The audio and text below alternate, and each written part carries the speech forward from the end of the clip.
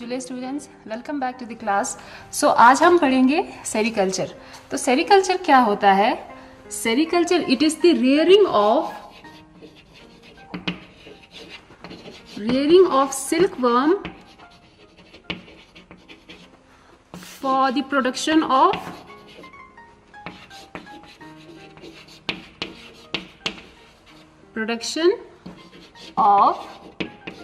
Silk.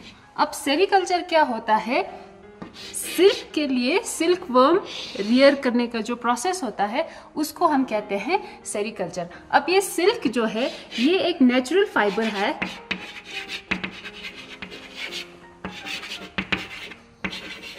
ये एक natural fibre है जो कहाँ से मिलता है? हमें सिल्क वर्म से मिलता है। तो सिल्क वर्म क्या होता है? सिल्क वर्म बेसिकली एक लार्वा होता है। किसका? सिल्क वर्म जो है ये सिल्क मॉथ का लार्वा होता है। सिल्क मॉथ का लार्वा होता है जिसको हम कहते हैं कैटरपिलर। तो ये जो कैटरपिलर लार्वा है सिल्क मॉथ के लार्वा को हम सिल्क वर्म कहते हैं, जिसको कैटरपिलर कहते हैं। लार्वा को हम कैटरपिलर ही कहते हैं। तो सिल्क वर्म से निकलते हैं सिल्क। अब ये सिल्क वर्म क्या करता है कि ये अपने सैलिवरी ग्लैंड से एक सिल्क फाइबर, सिल्क फिलामेंट्स निकालते हैं to protect itself from the unfavourable condition during the pupal stage. तो ये हम देखेंगे अब सिल्क वर्म मोस्टली बहुत स्पीशीज होते हैं, जिनमें मेन 4 स्पीशीज होते हैं वहाँ, जिससे हम क्या निकालते हैं? सिल्क निकालते हैं। तो जो टोटल कमर्शियल पर्पस के लिए मेनली हम किसको यूज करते हैं? बॉम्बेक्स मोरी। अब ये बॉम्बेक्स मोरी जो है ये सिल्क वर्म का साइंटिफिक नेम है। तो ये बॉम्बेक्स मोरी से निकालने वाला जो बॉम्बेक्स मोरी से जो हम सिल्क ऑब्टेन करते हैं उस सिल्क को कहते हैं मलबरी सिल्क। Mulberry silk. अब ये इसको मलबरी सिल्क क्यों कहते हैं? क्योंकि ये मलबरी ट्री पे फीड करते हैं। सिल्क वर्म जो है मलबरी ट्री के लीव्स के ऊपर फीड करते हैं, इसीलिए हम इसको मलबरी, जिससे ये सिल्क वर्म से निकालते हैं, इसको हम कहते हैं मलबरी सिल्क। दूसरा सिल्क है टसार सिल्क। ये सब इतना इंपॉर्टेंट नहीं है क्योंकि कमर्शियल पर्पस में हम सिर्फ मलबरी सिल्क ही यूज करते हैं। तो दूसरा है टसार सिल्क, एक और है एरी सिल्क, और चौथा है मूगा सिल्क।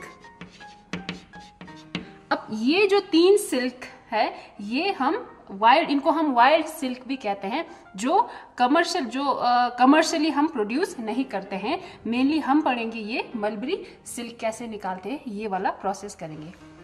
अब हम देखेंगे कि सिल्क सेरिकल्चर में जो मलबरी सिल्क वो करने के लिए, मलबरी सिल्क प्रोडक्शन के लिए हम कौन कौन से स्टेप्स, मेन 3 प्राइमरी स्टेप्स होते हैं, वो कौन कौन से हैं वो हम देखते हैं।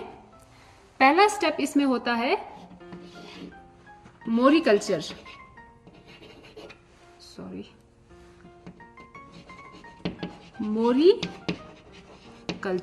मोरिकल्चर मीन्स क्या होता है? क्योंकि ये जो सिल्क वर्म है, जो बॉम्बेक्स मोरी का वो जो लार्वा है, वो क्या करता है? वो मलबरी ट्री के ऊपर फीड करता है, उसके लीव्स के ऊपर फीड करता है। तो मलबरी ट्री को भी साथ में हमें कल्टीवेट करना होता है सेरिकल्चर में। तो इसको हम कहते हैं moriculture. Moriculture means cultivation of mulberry tree. तो मलबरी ट्री कल्टीवेशन पहला हमें ये स्टेप लेना होता है। तो मलबरी ट्री कल्टीवेट करने के लिए सॉइल जो है क्लेई और लोमी सॉइल एप्रोप्रिएट होता है इसके लिए। और इसके लिए टेम्परेचर जो 20 से 4 डिग्री सेल्सियस तक ये ग्रो कर सकता है। और थर्ड जो है, इसके बीच में प्रॉपर गैप होने की जरूरत होता है। और जो मलबरी ट्री कल्टीवेट करते समय, मलबरी ट्री, क्योंकि ये जो सिल्क वर्म का लार्वा है ये मलबरी ट्री के स्मॉल लीव्स के ऊपर, टेंडर स्मॉल लीव्स के ऊपर फीड करता है, जो न्यू लीव्स के ऊपर फीड करता है। इसीलिए बार बार ट्रिमिंग की जरूरत होता है। ट्रिमिंग, ब्रांचेस के ट्रिमिंग करना होता है, क्योंकि ताकि नए लीव्स जो है वो पैदा, क्योंकि नए लीव्स में क्या होता है कि उसमें मॉइस्चर कंटेंट ज़्यादा होता है, तो उस पे ये जो सिल्क वर्म का लार्वा है वो फीड करते हैं। अब मलबरी ट्री कल्टीवेट करने के बाद हम क्या करते हैं, नेक्स्ट स्टेप है rearing of silk worm. Rearing of silk worm, rearing of silk worm. ये जो silk worm rear mulberry tree के लीव्स, अब रियरिंग कैसे करते हैं, पहले तो ये एग प्रोड्यूस करते हैं, फीमेल जो है एग ले करते हैं। एग जो है, इसके एग्स जो है एक क्लीन पेपर या क्लॉथ पे वो हम एग्स रखते हैं। उसके बाद हम क्या करते हैं, इनको ट्रांसफर करते हैं, इनको हम इंक्यूबेट करते हैं, उसके बाद हम इंक्यूबेट करते हैं एग्स को। अब हैचिंग के लिए हमें इसको इंक्यूबेट करने की जरूरत होता है। इंक्यूबेशन मीन्स एक माइक्रोवेव की तरह, जिसमें हीट, क्योंकि एक हैच होने के लिए हीट की जरूरत होता है, तो इंक्यूबेशन जरूरी होता है, तो इंक्यूबेट करते हैं। उसके बाद हम क्या करते हैं, अब ये जो लार्वास होंगे हैच करने के बाद, लार्वास हम जो है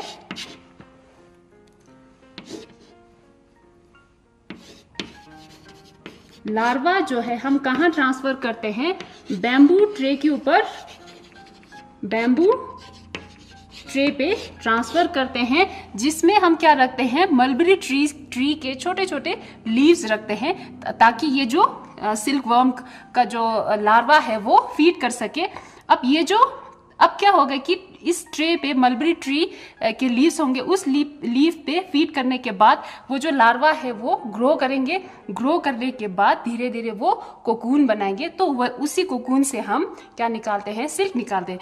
तो हम क्या करेंगे, इसमें हम लाइफ साइकिल, सिल्क वर्म का लाइफ साइकिल भी पढ़ेंगे, तो ये हम बाद में करेंगे। पहले इसके नेक्स्ट स्टेप हम देखते हैं। थर्ड स्टेप जो है वो है एक्सट्रैक्शन ऑफ सिल्क। अब सिल्क का लास्ट स्टेज में क्या होता है, पहले हम मलबरी ट्री को कल्टीवेट करते हैं, फिर हम करते हैं सिल्क वर्म को रियर करते हैं। उसके बाद जब हमें कुकून मिलता है, अब कुकून से हम सिल्क एक्सट्रैक्ट करते हैं, तो उसको हम कहते हैं एक्सट्रैक्शन ऑफ सिल्क, इसको रीलिंग ऑफ सिल्क भी कहते हैं। इसमें क्या होता है कि वो जो कुकून है, कुकून को हम बॉयल करते हैं, किसी बड़े से कंटेनर में बॉयल करते हैं, ताकि, क्योंकि ये जो कुकून होता है वो हार्ड होता है, तो उसको सॉफ्ट करने के लिए, उसमें कुकून को हार्ड करने के लिए, उसको स्टिक, एक दूसरे के साथ जो सिल्क का फिलामेंट होता है वो एक दूसरे के साथ चिपक के रहने के लिए ये जो सिल्क वर्म का लार्वा है ये खुद क्या सिक्रीट करेगा, एक प्रोटीन सिक्रीट करेगा, जिसको कहते हैं सिक्रिसिन। अब ये सेरिसिन,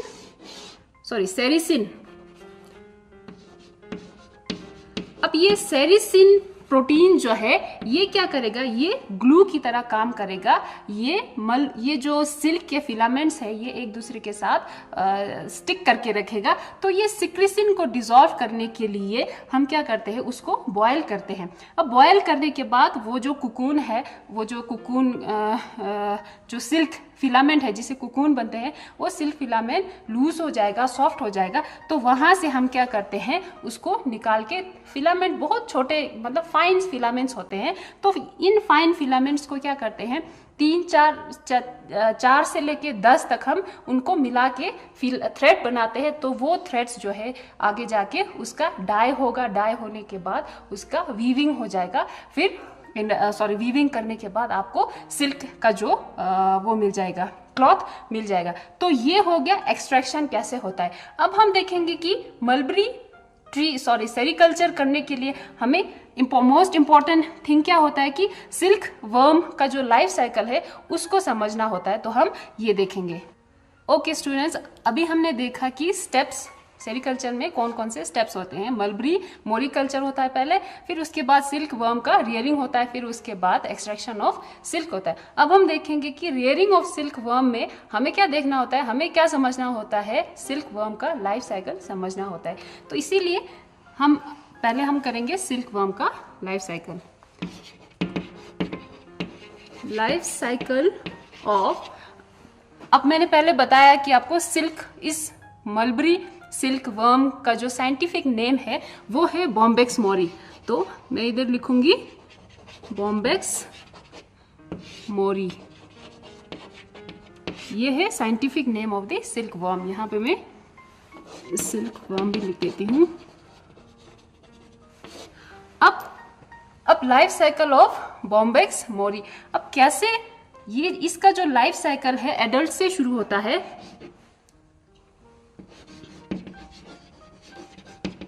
एडल्ट से शुरू होता है। अब ये एडल्ट फीमेल जो है ये एग ले करेगा अपना, किसके ऊपर, मलबरी ट्री के लीफ के ऊपर। मलबरी ट्री के लीव्स के ऊपर ये अपना एग्स ले करेंगे। ये हो गया आपका एग्स। इसके बाद क्या होगा, ये जो एग है ये हैच होने के बाद लार्वा बन जाएगा। तो लार्वा इसका जो है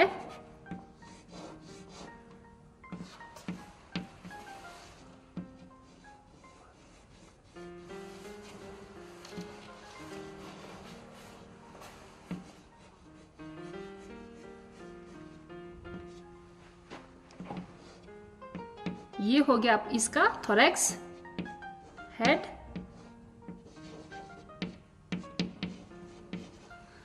अब लार्वा इसको हम क्या कहते हैं, कैटरपिलर लार्वा कहते हैं। अब कैटरपिलर लार्वा कैसे होता है, ये दिखने में ऐसा होता है। मैच्योर कैटरपिलर लार्वा जो है ये ऐसे होता है। अब ये हो गया इसका हेड, ये हो गया थोरैक्स, और बाकी यहां से लेके यहां तक नीचे वाला पार्ट जो है ये एब्डोमेन। अब इसके थोरैक्स पे क्या होता है, थोरैक्स पे 3 पेयर का लेग्स होता है जिनको हम कहते हैं ट्रू लेग्स। True legs. और एब्डोमेन पे भी 5 पेयर का लेग्स होता है जिनको हम कहते हैं सूडो लेग्स। Pseudo legs. और एब्डोमेन के साइड पे क्या होता है, स्पिरेकल्स प्रेजेंट होता है। ये जो पोर्स है स्पिरेकल्स कहते हैं इनको, ये रिस्पायरेशन के लिए होता है। स्पिरेकल्स। ये इस लार्वा को हम क्या कहते हैं, कैटरपिलर।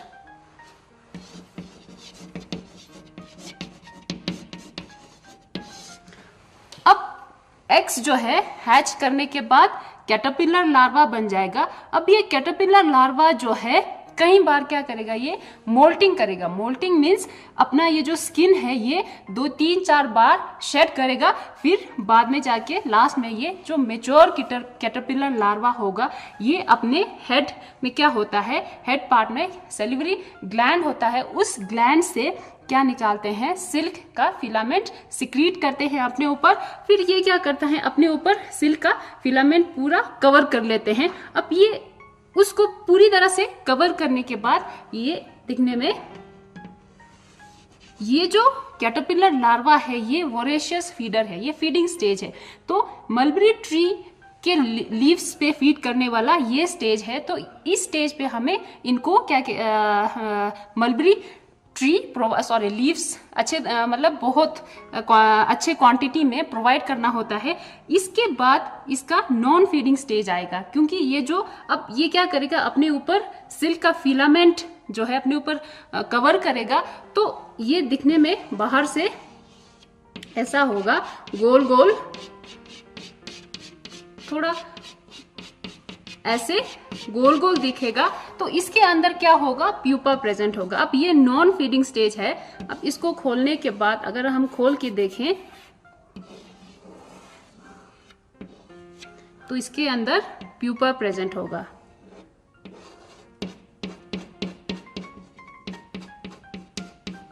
प्यूपा या प्यूपा को हम क्रिसैलिस भी कहते हैं, प्यूपा और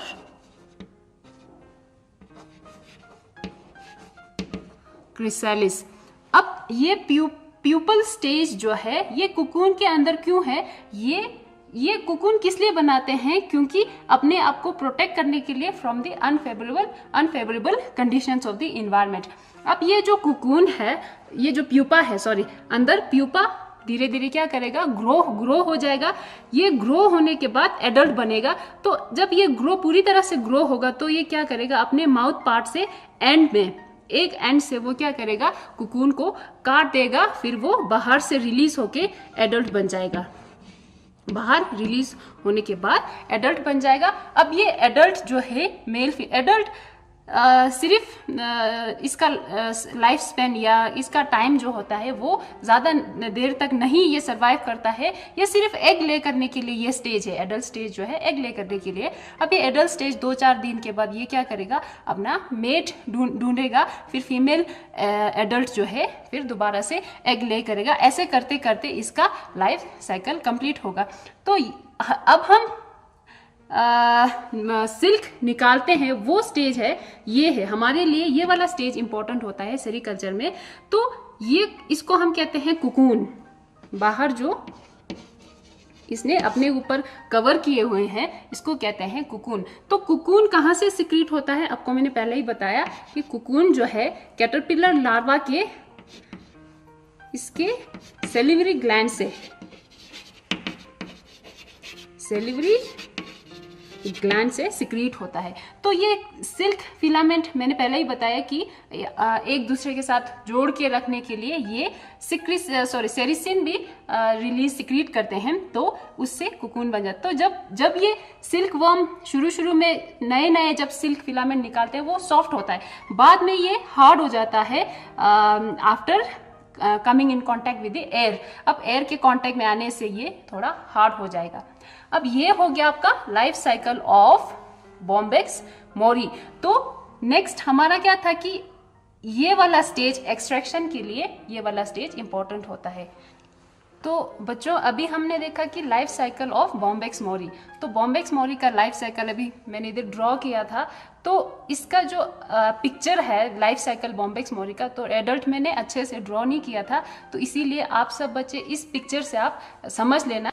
ओके बच्चों, तो पिक्चर में देख लीजिए आप, ऊपर क्या है, एडल्ट मेल और फीमेल दोनों है। ये मॉथ है। अब देख सकते हो कि एडल्ट और लार्वा में क्या डिफरेंस है। एडल्ट जो है इसके विंग्स होते हैं और एंटीना और एब्डोमेन मतलब लार्वा से बिल्कुल अलग होता है। तो एडल्ट जो फीमेल है ये कॉपुलेट करने के बाद क्या करेगा, मलबरी ट्री के लीव्स के ऊपर अपना एग ले करेगा। ये आपको नजर आ रहा है पिक्चर से।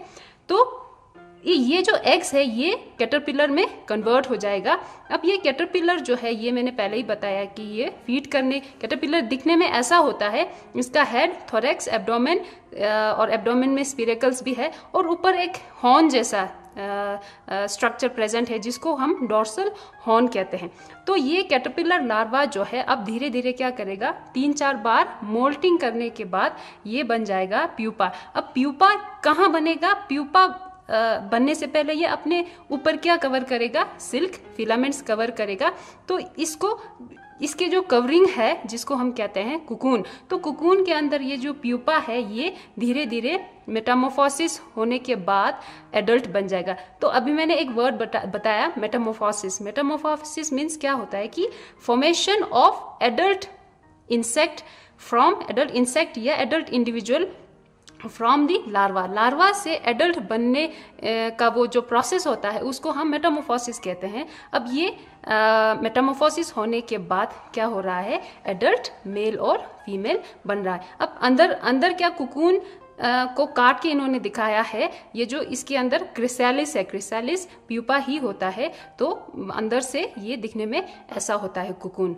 तो ये हो गया आपका बॉम्बेक्स मोरी का लाइफ साइकिल। ठीक है बच्चों, अब अभी जो मैंने पिक्चर दिखाया आपको, वो पिक्चर से आपको अच्छे से समझ आया होगा लाइफ साइकिल ऑफ बॉम्बेक्स मोरी। अब हम देखेंगे कि सिल्क वर्म का एक डिजीज होता है, सिल्क वर्म में डिजीज होता है, जिससे क्या होता है उसके प्रोडक्शन में, अगर ये डिजीज सिल्क वर्म में अगर हो गया तो हमारे सिल्क प्रोडक्शन में बहुत इफेक्ट करता है। तो उस डिजीज का नाम है पेब्राइन डिजीज। पेब्राइन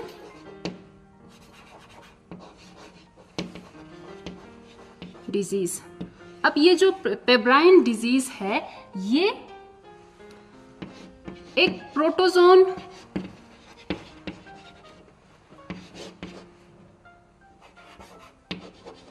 माइक्रोस्पोरेडियम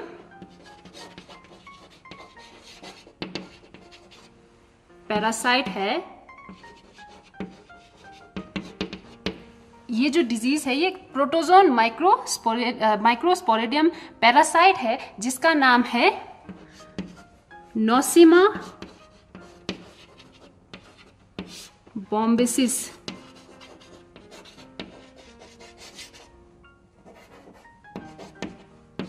अब नोसिमा बॉम्बेसिस पेब्राइन डिजीज कॉज करने वाला ये जो पैरासाइट है, अब ये पैरासाइट क्या करेगा, ये एग को इन्फेक्ट कर देगा। एग्स को, सिल्क वर्म के एग्स को इन्फेक्ट करेगा। अगर ये सिल्क वर्म के इसका बॉम्बेसिस, अब ये सिल्क नोसिमा बॉम्बेसिस जो है सिल्क वर्म के एग्स को इन्फेक्ट करेगा। अगर ये एग्स को इन्फेक्ट करेगा तो पूरे जनरेशन में, नेक्स्ट जनरेशन जितने भी आएगा वो सारे में इफेक्ट होगा, तो इन्फेक्ट हो जाएगा। क्योंकि एग से एडल्ट बन जाएगा, फिर एडल्ट, वो जो इन्फेक्टेड एडल्ट है वो दोबारा से एग में ये वाला पैरासाइट ट्रांसमिट हो जाएगा उसमें, फिर दोबारा से नए एग्स जो आएंगे वो भी इन्फेक्टेड होगा। तो इसीलिए हमें रूल आउट करना होता है एग्स को। जब फीमेल एग्स ले करते हैं तो हमें उसमें कोई इन्फेक्शन नहीं है, ये पेब्राइन डिजीज का जो पैरासाइट तो नहीं है, इसको हम स्क्रीन करके माइक्रोस्कोप में देख के उसको रूल आउट करना होता है इन्फेक्टेड एग्स को। अब ये एग्स, अगर ये पेब्राइन डिजीज हो गया तो क्या होता है, लार्वल स्टेज में इसके लार्वा में क्या हो जाएगा, लार्वा में ब्राउन स्पॉट्स नजर आएगा आपको, ब्राउन स्पॉट्स नजर आएगा। अब ये इन्फेक्टेड लार्वा जो है, ये नोसिमा बॉम्बेसिस से इन्फेक्टेड लार्वा जो है, ये अच्छे से सिल्क को प्रोड्यूस नहीं कर पाते हैं। इसको सिल्क, इसके सेलिवरी ग्लैंड से सिल्क सिक्रीट नहीं होता है। अब ये जो लार्वा है, इन्फेक्टेड लार्वास जो है, ये हमें कैसे पता चलेगा कि उनके ऊपर ब्राउन स्पॉट्स होगा, ये पेब्राइन डिजीज से इन्फेक्ट हुआ है तो ये जो इन्फेक्टेड लार्वास जो है ये सिल्क जो सिक्रीट नहीं कर पाएंगे, जिसकी वजह से हमारे प्रोडक्शन पे इफेक्ट हो जाएगा। तो इसको हम, एक चीज और है कि ये अगर ये एग को इन्फेक्ट किया तो एग क्या करते हैं, एक मलबरी ट्री के लीव्स के ऊपर वो करते हैं, फीड करते हैं। अब इन लीव्स पर भी ये क्या करेगा, ये पैरासाइट जो है वहां पे स्प्रेड हो जाएगा। उसके बाद उस लीव्स पे क्या करेगा, दूसरे लार्वा भी फीड करेगा, बाद में जाके लार्वा फीड करेगा। तो ऐसे करते करते एक दो एग्स को अगर इन्फेक्ट हुआ है तो बाकी एग्स और बाकी लार्वास में भी आसानी से स्प्रेड हो जाएगा। तो इसीलिए शुरू में एग्स ले करने के बाद हमें ये स्क्रीन करके देखना जरूरी होता है कि ये इन्फेक्टेड एग्स तो नहीं है। तो ये जो पेब्राइन डिजीज है, ये एक सीरियस डिजीज है सेरिकल्चर में हमारे, जिसकी वजह से हमारे प्रोडक्शन पे बहुत ज़्यादा इफेक्ट हो जाता है। तो इसके साथ आपका सिल्क वर्म कल्चर यानी सेरिकल्चर का टॉपिक जो है वो ख़त्म हो जाता है। तो थैंक यू बच्चों।